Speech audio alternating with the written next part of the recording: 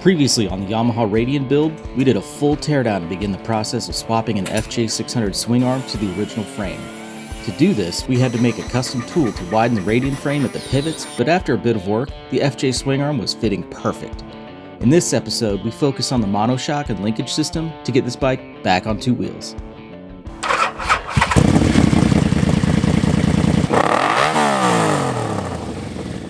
Looks right. Okay, you think you could explain what we're doing? We'll see.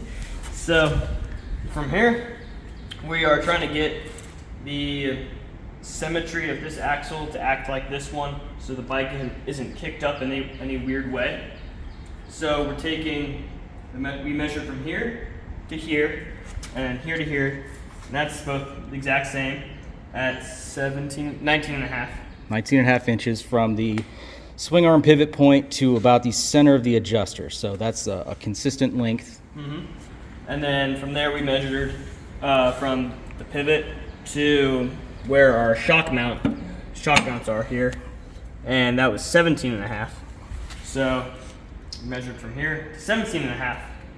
And then if we were to have the old shocks back on, they would mount right here on this one if that bracket was here.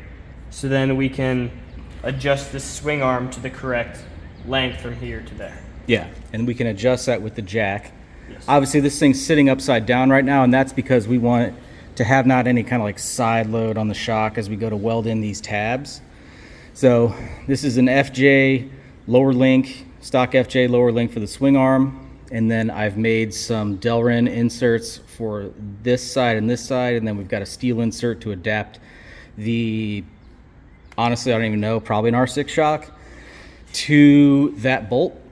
So now what we have to do is we'll get that measurement in line, congruent with the shock.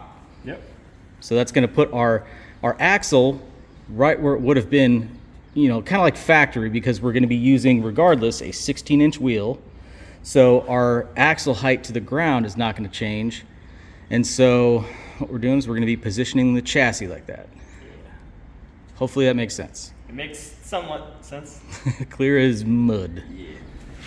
Okay, next order of business is going to be the top shock mount. So this is the original crossbar. So it's a little indented right here to create like chain clearance and stuff. So basically we're just going to chop this whole thing out and re-engineer a new tube that goes across like this. So we'll make it out of like a beefier steel, and then we'll be able to really, you know, make a nice mount for the top. And then that's, you know, depending on where we set that and height wise, that's going to really have our final effect on the ride height and stuff. So Colton's going to get to cutting.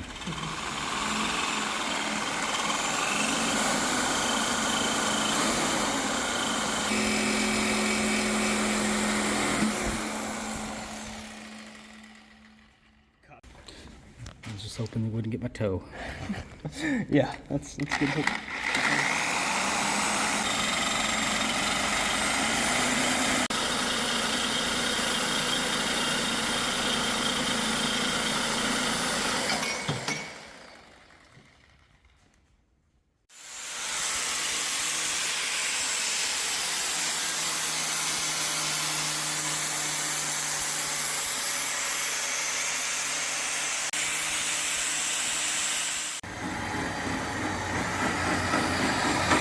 Right now we're making the crossbar for the upper shock mount.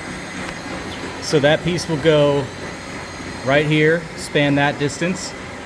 And then we were approximating how far back our shock mount center line will be from the outside edge of that tube.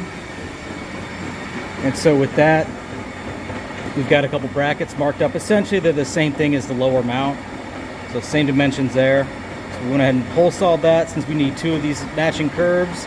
We have our pilot holes.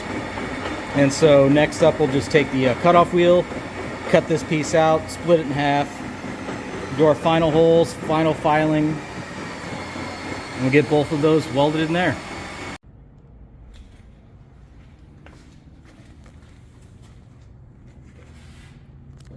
So that side is tacked. The tabs have been made. I don't want to mess up where this is at. You're confident then you've measured 152. Measured once, cut twice? Yep. Okay.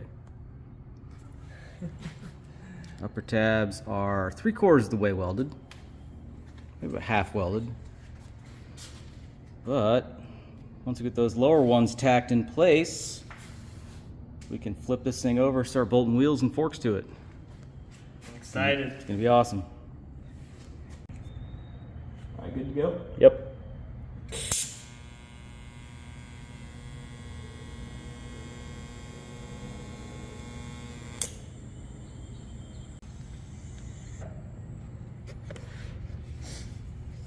It's a nice tack.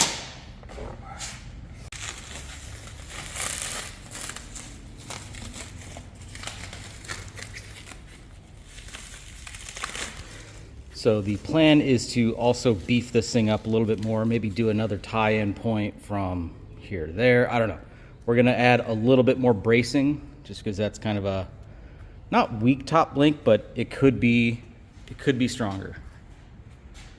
But that is the stock rear wheel. Spacing is like absolutely perfect. The stock Radian spacers with the FJ axle and then the FJ axle adapters or axle adjusters, and it's just like bolt in. It's perfect. So you could run the drum, but obviously our plan is to go with an FJ 1100 wheel, and for that, of course, we have FJ 600 rear caliper and bracket. So we're gonna figure this out. But for now, we need to get the front end on and see what this thing's gonna look like. Yep.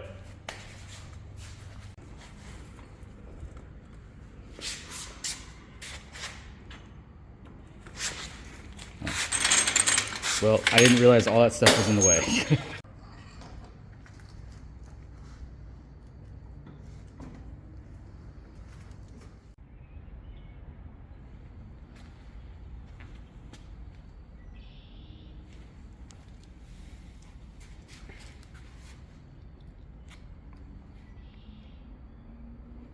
It's an oddball combo so far. So stock Radian frame, widened at the pivots, cleaned up the lower tube here, built some brackets to fit the FJ 600 arm with stock FJ lower link. So made up some new bushings for the bottom there. Honestly, I have no idea what the shock is, but it's a shock. So made a crossbar here after we cut the original out, and then we just have a couple basic tabs on it. But then we also have the stock Radian drum brake wheel, which, I mean, it fits perfect. So we could use that, but again, we're gonna be working on that wheel from the FJ 1100, but overall this thing is looking killer.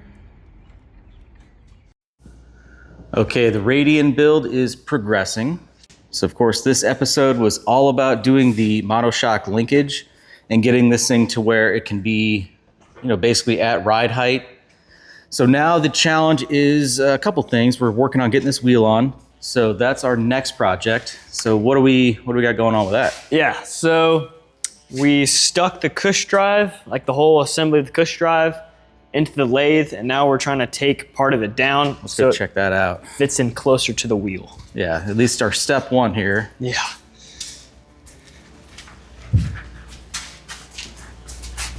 Voila. So we're starting off by, we're gonna try to take 5 mil off the back here so we can sink this further into the wheel, so to speak. And then we'll flip it around and we're gonna try to attempt to take another, let's say 5 to 10 mil off of the sprocket mount side to get that closer as well. Because it needs to move quite a bit. It does. And then up front we have the rotors, this is gonna be like another video, it's just talking about the front brakes essentially. But we do have our rotors on here. We have the spacing that we need. So we're gonna modify the calipers. And then also we need to have a spacer machined that goes in between the wheel and the rotor itself. You can see down there. Yeah, we've just got a few washers stacked in to kind of give us the baseline. But anyway, this is a really fun project. It is, I think we're making some decent progress on it. Yeah. We still have to do the rear hoop and stuff like that, kind of figure out the tail, but you know, we've done that a million times. So no big deal. Anyway, I hope you guys like this one and I hope to see you in the next video. Thanks for watching.